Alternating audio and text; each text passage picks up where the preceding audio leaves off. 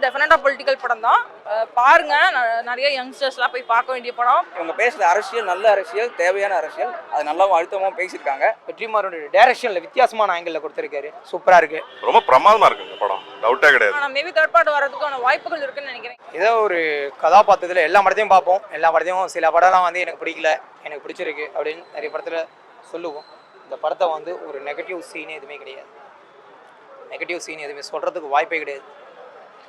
அவன் சொல்கிறவன் நினச்சி அவன் பேக்ரவுண்டை, அவன் ஃபேமிலியை நினச்சி பார்ப்பான். அவன் பேக்ரவுண்டை நினச்சி பார்ப்பான்.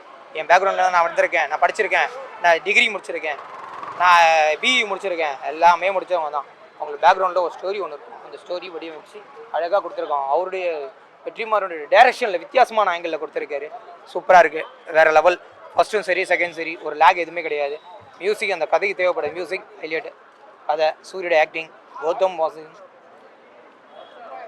மஞ்சு வாரியர் சொல்லவே கத்தி கத்தி உள்ள ஹைலைட். சூப்பராக இருக்குது. அன்எக்ஸ்பெக்டட்.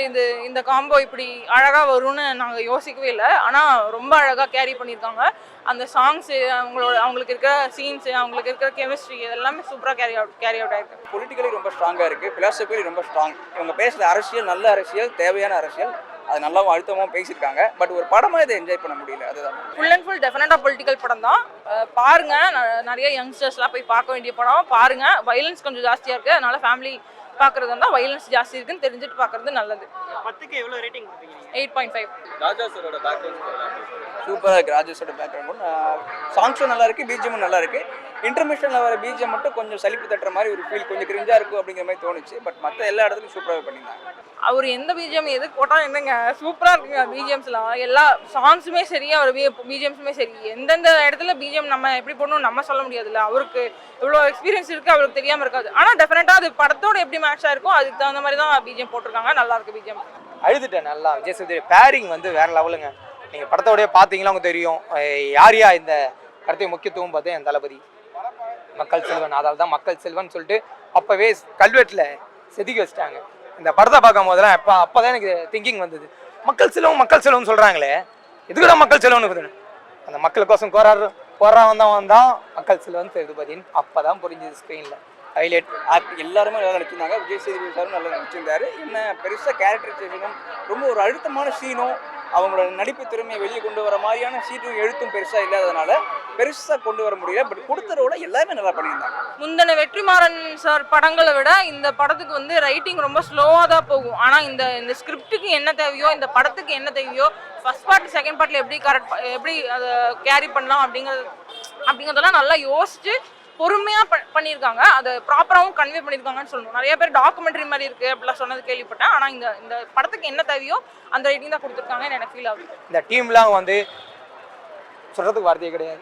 நான் நேரில் இருந்ததுன்னா அந்த டீமு இந்த சேனல் மூலிமா எல்லாருடைய சேனல் மூலிமா என்னுடைய நேம் விஜய் பிளாக்கி மோகன். அந்த சேனலுக்கு நான் சல்யூட் அடிக்கிறேன். அந்த டீமுக்கே நான் சல்யூட் அடிக்கிறேன்.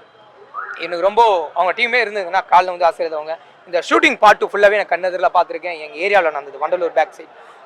நைட்டும் பகலும் வந்து ஒர்க் பண்ணாதவங்க ஒவ்வொரு ஆர்டிஸ்ட்டும் வந்து நான் கண்ணெதிரில் பார்த்துருக்கேன். நைட்டும் பகலும் என்னென்ன கஷ்டம் அப்படின்னு எனக்கு தெரியும். ஒரு பெர்ஸ்பெக்டிவ், அதாவது ஒரு மனுஷங்களுக்கு வந்து ரெண்டு சைடு இருக்கும். ரெண்டு பெர்ஸ்பெக்டிவ். இப்போ நான் ஒரு தப்பு பண்ணிட்டேன்னா என் சைடு மட்டும் பார்க்காம என் ஆப்போசிட்டில் இருக்கவங்க சைடும் பார்க்கணும்.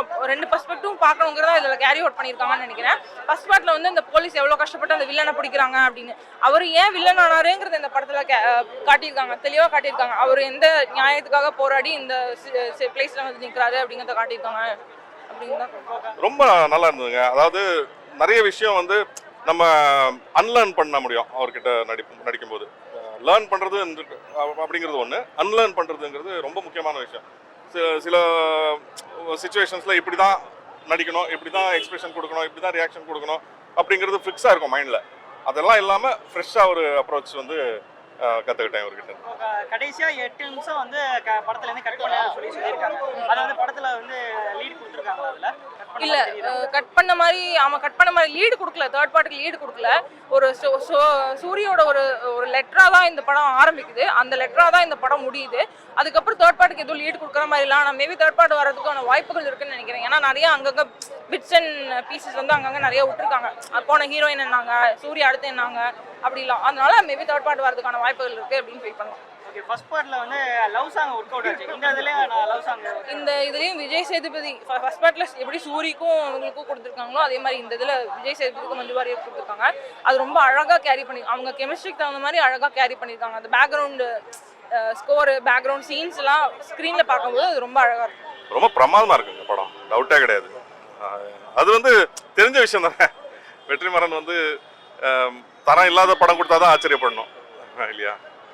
உங்களோட ஏதாவது சுவாரஸ்யமான ஏதாவது எக்ஸ்பீரியன்ஸ் இருக்கும்ல அங்கே படத்தில் ஏதாவது?